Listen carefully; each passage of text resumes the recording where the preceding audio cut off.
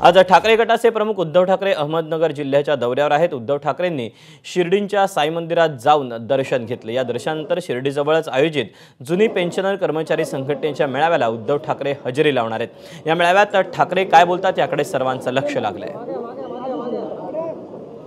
आपण याबद्दलचे अपडेट जाणून घेऊयात। नितीन ओझा आपल्या सोबत आहे।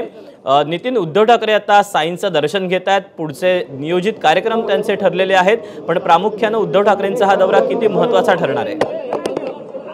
दीपक, काही वेळापूर्वीच उद्धव ठाकरे यांचं शिर्डीत आगमन झालंय आणि साईबाबांच्या समाधीचं दर्शन देखील त्यांनी घेतलंय। आता साईबाबांचं दर्शन करून या ठिकाणी मंदिरातून यानंतर हॉटेलवर काय चर्चा केल्यानंतर ते जो मेळावा आहे जुनी पेन्शन योजनेचा, त्या मेळाव्याला हजेरी लावणार आहेत आणि निश्चित त्या ठिकाणी ते जुनी पेन्शन कर्मचाऱ्यांना काय संबोधित करतात हे पाहणं महत्त्वाचं असेल। त्याच्यानंतर जर पाहिलं तर अहमदनगर नंतर वैजापूर आणि पैठण या दोन ठिकाणी सुद्धा त्यांचे कार्यक्रम आहेत।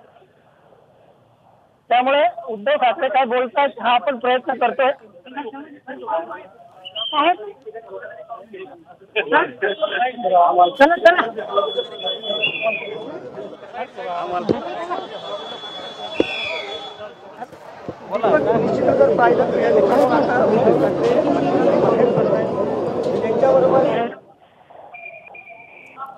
उद्धव ठाकरेंनी आता साईबाबांचं दर्शन घेतल्यानंतर आता ते पुढच्या नियोजित कार्यक्रमासाठी रवाना होत आहेत। नितीन, धन्यवाद दिलेल्या सगळ्या सविस्तर माहितीबद्दल।